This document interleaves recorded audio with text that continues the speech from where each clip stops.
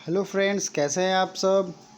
दोस्तों, ये English word एंटोसाइनो idiom and phrase and one word substitution, इसका ये लेसन नंबर 21 है। दैट मीन्स कि इससे पहले 20 जो हैं लेसन आ चुके हैं। अगर आपने वो सारे लेसन्स नहीं लगाए हैं तो ज़रूर देखिए, उसके वर्ड्स नोट कीजिए। जो भी एंटोसाइनो आपको ईजी लगता है और एग्ज़ाम्स में भी पूछे गए हैं, उन सब वर्ड्स को भी मैंने इंक्लूड किया है। तो चलिए शुरू करते हैं।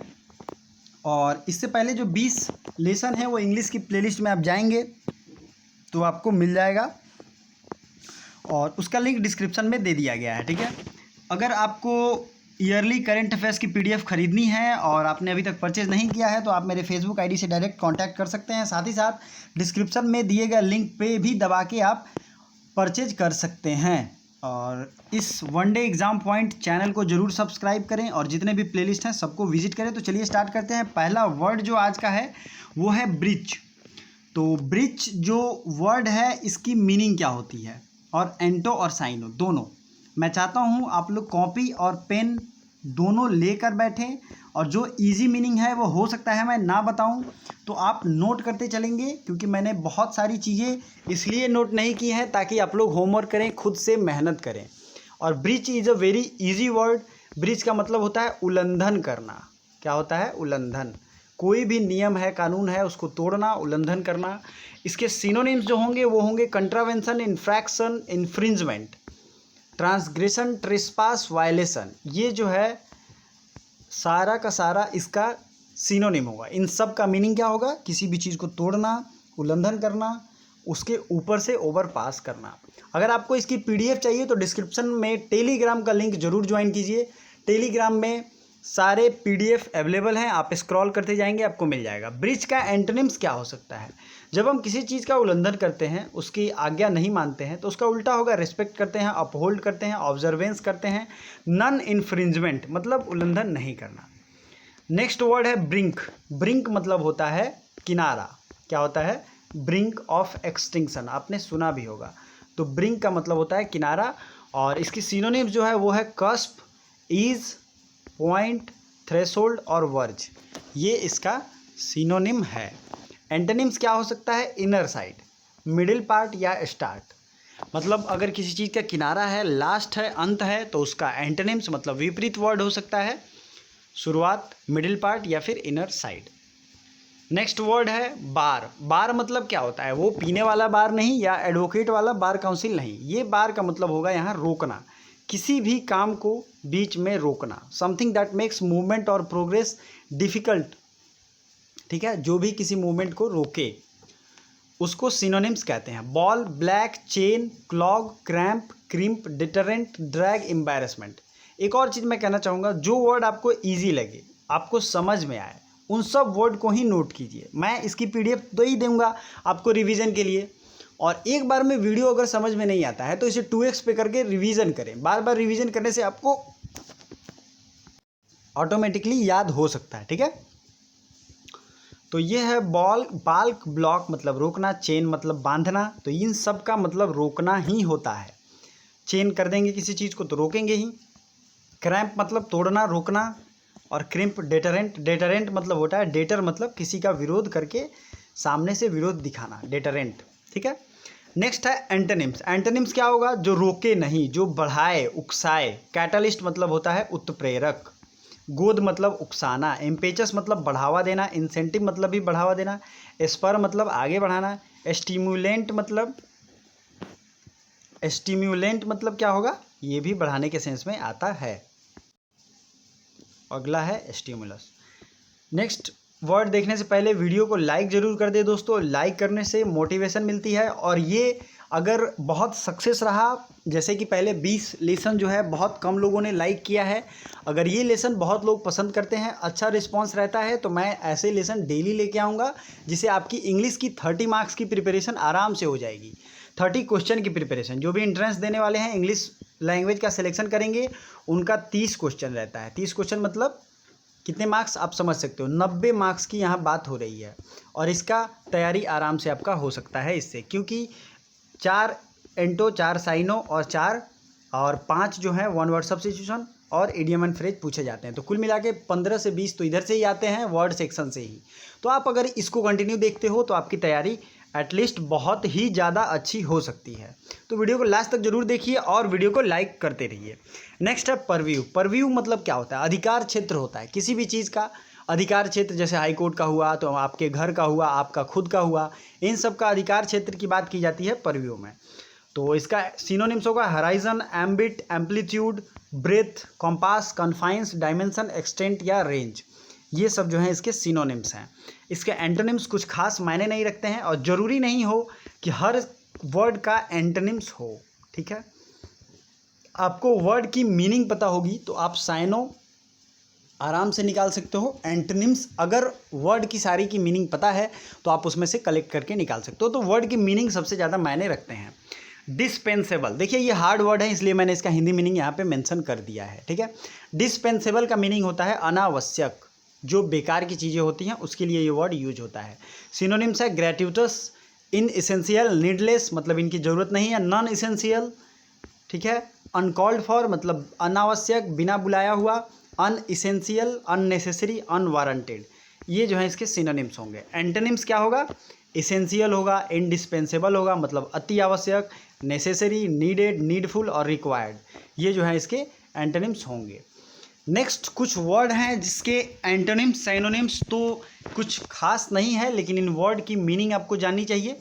इक्लैट मतलब होता है जय जयकार, किसी की प्रशंसा करना, इक्लैट। ठीक है, और इसकी cap A pi, cap A पाई का मीनिंग होता है सिर से पैर तक। तो ये दोनों वर्ड आपको ध्यान रखना है, याद करके रखना है, नोट करके रखना है। अगला वर्ड है सोब्रिक्वेट। सोब्रिक्वेट का मतलब होता है उपनाम, जब किसी व्यक्ति का कुछ और नाम हो, जैसे कि महात्मा गांधी को महात्मा जो था वो उपनाम था। तो सोब्रिक्वेट मतलब क्या होगा? उपनाम। नेक्स्ट है सिनोनिम्स की अगर बात करें तो अलायस, बाइनेम, कॉन्गोमेन, इपिथेट और हैंडलर। तो ये जो है इसका सिनोनिम्स होगा। एंटोनिम्स की बात करें तो फुल नेम, रियल नेम जो भी होगा वो एंटोनिम्स होगा। नेक्स्ट वर्ड है परवेजिव। परवेजिव मतलब होता है व्यापक या सर्वव्यापी, जो हर जगह स्थित हो, हर जगह उपलब्ध हो, उसे कहते हैं परवेजिव। ठीक है, परवेजिव मतलब सर्वव्यापी या व्यापक। सिनोनिम्स होगा पैंडेमिक, आप समझ ही रहे हैं अभी पैंडेमिक पूरा फैला हुआ है। Prevalent, rife, widespread, common, general, majority, overall. जो भी इंपॉर्टेंट वर्ड लगे आप उसे नोट कर सकते हैं, जो याद है उसे स्किप कर सकते हैं। ठीक है, साथ ही साथ इसकी PDF लेने के लिए टेलीग्राम तो जरूर ज्वाइन कर ही ले।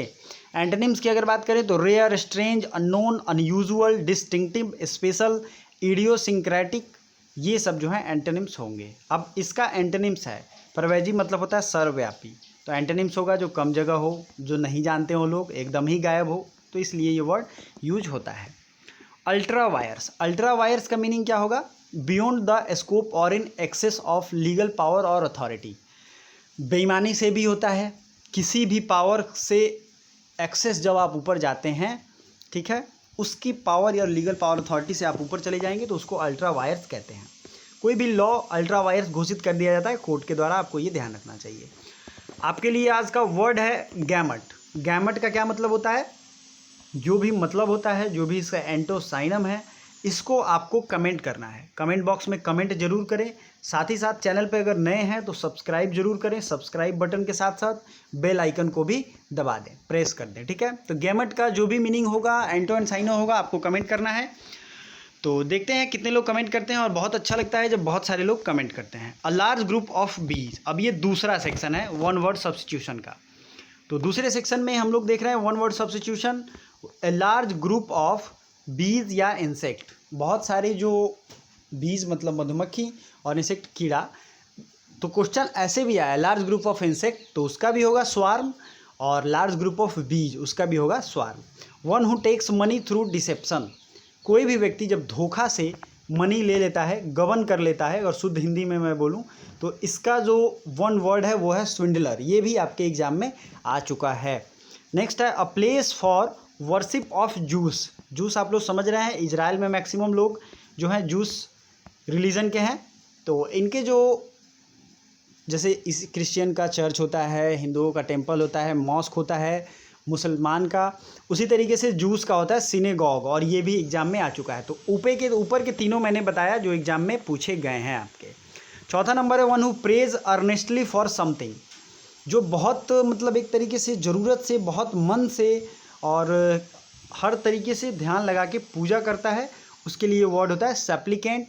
अ person who is indifferent to pleasure और पेन, कोई भी व्यक्ति है जो जिसको ना दुख महसूस होता है और ना पेन महसूस होता है, उसके लिए कौन सा वर्ड यूज़ होगा? तो उसके लिए वर्ड यूज़ होगा स्टोइक। स्टोइक वर्ड, जैसे साधु होते हैं उनको न दुख से मतलब होता है न सुख से, तो उनके लिए ये वर्ड यूज होता है। A substance that raises level of physiological और नर्वस बॉडी, एक ऐसा सब्सटेंस जो आपके फिजियोलॉजिकल और नर्वस एक्टिविटी को, ध्यान से देखिए 6 नंबर की मैं बात कर रहा हूँ, ऐसा सब्सटेंस जो फिजियोलॉजिकल और नर्वस एक्टिविटी को स्टिमुलेट कर दे, बढ़ा दे। मतलब आप उस खाने या उसको पीने के बाद आप में बहुत ज़्यादा जोश आ जाए तो उसे कहते हैं stimulant. To cook by heating, बहुत ज़्यादा पकाना किससे? हीटिंग से, तो इस प्रोसेस को कहते हैं स्टीमिंग या स्टीम कहते हैं, स्टीम भाप। An exact copy of something, 8 number, an exact copy of something, ये है रिप्लिका। ठीक है, नेक्स्ट है 9 number, the murder of the king regicide. और मैंने पिछले एंटोसाइनो में और उस इंग्लिश के लेसन में मैंने बताया था, murder of a king regicide, murder of a brother fratricide, murder of a mother, तो ये होता है मैट्रिसाइड। ठीक है, और आपके लिए एक इसमें का मैं होमवर्क दूंगा, वो वर्ड ध्यान से सुनिए, सोरोसाइड, सॉरी साइड, ये किसके लिए वर्ड यूज होता है? तो an exact copy of something replica, murder of the king regicide. 10 number है to make a forceful protest, ज़बरदस्ती जब प्रोटेस्ट किया जाए तो उसे कहते हैं रिमॉन्स्ट्रेट। रिमॉन्स्ट्रेट, डेमॉन्स्ट्रेट होता है और एक रिमॉन्स्ट्रेट ये है। ठीक है, दोनों में अंतर आपको समझना चाहिए। इडियम एंड फ्रेज की देखते हैं। इडियम एंड फ्रेज मैंने आज 5 ही रखे हैं, और जैसा इसका रिस्पॉन्स होगा वीडियो मैं उसी तरीके से लेके आऊँगा, इसको भी मैं 10 या 15 कर दूंगा हर चीज़ को। इन अ नटसेल, इन ए नटसेल का क्या मतलब है? In short. ठीक है, इन ब्रॉड डे लाइट, दिन दहाड़े, दिन दहाड़े आप सुनते होंगे न्यूज़ में कि किसी को गोली मार दी गई, दुकान लूट लिया गया, तो उसका मतलब होता है in broad daylight. Newspaper में द हिंदू न्यूज़पेपर अगर आप लोग पढ़ते होंगे तो आपकी इंग्लिश वैसे ही ठीक होगी, और उन्हीं वर्ड से एग्ज़ाम में भी पूछे जाते हैं। इन हॉट वाटर मतलब संकट में, संकट की घड़ी में। ठीक है, किंग ऑफ मेटल्स, ये है गोल्ड। और 5 नंबर है लास्ट लाफ, मतलब संकट के बाद आखिरकार जब आदमी विजयी होता है तो इसे कहते हैं the last laugh. One more thing I want to say, कि जिन लोगों ने भी पिछले 20 लेसन नहीं देखे हैं, वो 1 या 2 दिन का वो काम है, 2-3 घंटे अगर आप देते हैं, नोट करते हैं, तो आपको वो याद हो जाएगा। या फिर रोज़ एक टारगेट सेट कीजिए 2-2 लेसन देखने का, और 10 दिन में और ये साथ में दोनों एक साथ ख़त्म कीजिए, पकड़ बनाइए, याद कीजिए, क्योंकि इन सब को मिला के लगभग 300-400 वर्ड आपके ऐसे ही हो जाएंगे, जो कि आपके रिवीजन के लिए काफ़ी बेटर हैं और एग्ज़ाम में भी आए हुए हैं। तो thank you so much for watching till the last. और गैमट वर्ड का जो भी मीनिंग और एंटोसाइनो होगा उसको आपको कमेंट करके बताना है। Thank you so much.